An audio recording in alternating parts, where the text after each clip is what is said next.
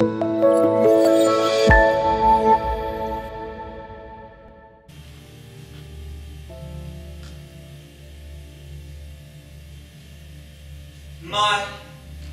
secret little world.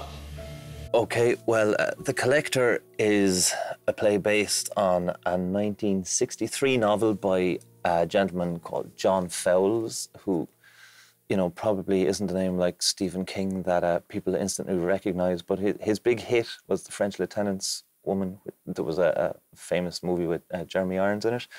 The Collector was a big critical success at the time, and there have been various, at least a couple of different stage adaptations of it over the years, but this is one written or adapted by a gentleman called Mr. Mark Healy.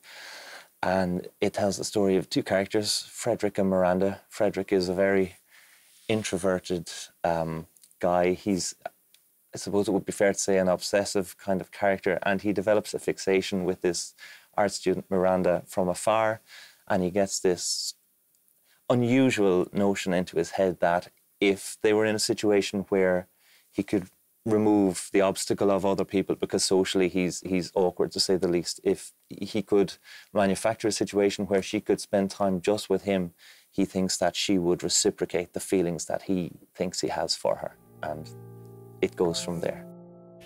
I just want to get to know you. Yes, but you can't just kidnap people just to get to know them! I want to get to know you so much, son. I'm not stupid. I wouldn't stand a chance in London. You wouldn't be seen dead with me. Well, that's not true. I'm not blaming you. That is rubbish. Some of my best friends are like you. No, I mean, they're from your kind of background. I mean... It's quite difficult because the whole thing kind of comes together. It's like a game of chess where each character makes a move and then the other character counteracts with their move. So trying to find the balance between like showing those tactics and bringing the emotions out and the tension, it was quite difficult and took a lot of practice. Not to mention the amount of dialogue in the whole thing, which was very difficult to remember. But I think we did a good job anyway.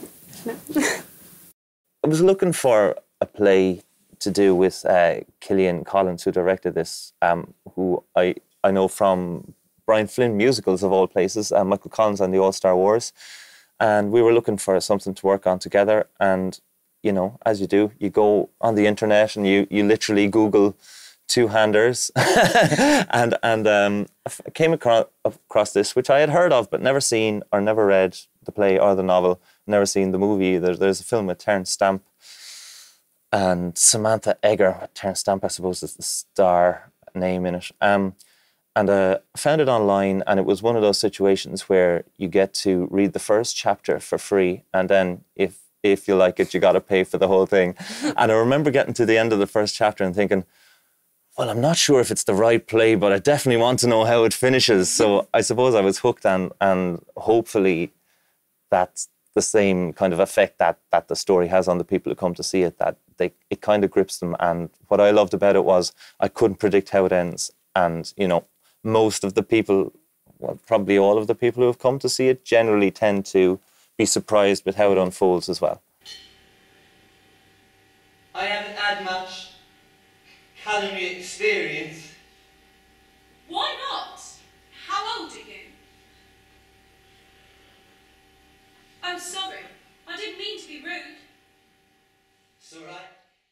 Well, started with funded for a very small amount of money, €2,000, and just really pestered everyone online, family, friends, just, you know, the usual, asking people to share it, even if they can't donate, blah, blah, blah. And people were very generous. We got just over it, and it was great because the idea was always to kind of pick a play that, you know, didn't require logistically huge sets, huge costume, huge cast. The idea basically was the smaller scale you keep it, hopefully the higher the quality can be. Because, you know, if you're doing a play with two people, you're confident you can find two really good actors. If you're doing The Crucible, you need to find, 20, 24 really good actors. So instantly it becomes a much, much bigger task. But people were just really supportive from the start. And then people came to see the first run, which was nice. And it's been, I would like to say, very responsibly managed. You know, we haven't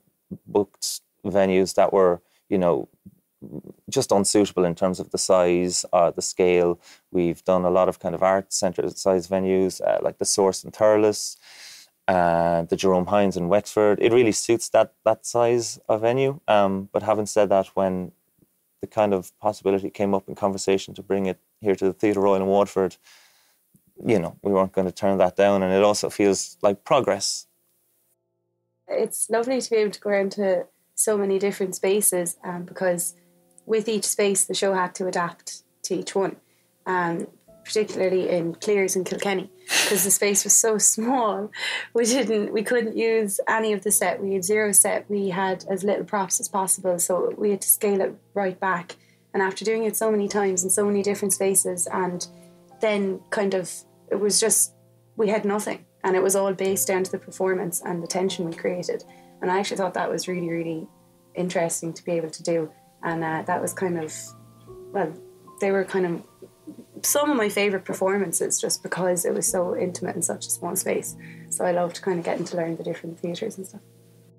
We've play on in Central Arts in 2 weeks, which neither of us are in. So it's not, you know, Andrew Theatre Company or Paula Theatre Company or whatever. We have 2 great actors in it. Jenny Fennessy, who was in Jim Nolan's Salvage Shop when it reopened Garter Lane a few years ago now, but the production with Frank Grimes, she was in that. And a really good young Cork actor called Shane Corcoran, who won't be known to Waterford audiences, which I really like, because it's something fresh, it's a new face, it's a new, and I'm really excited about it. Yeah, I think it's going to be really good. Very different again, it's a two-hander again. There's kind of superficial similarities with The Collector, but it is, whilst also a kind of an unconventional relationship story, it's, I think, lighter and, you know, probably not as intense, but hopefully as enjoyable for the people who come out to see it.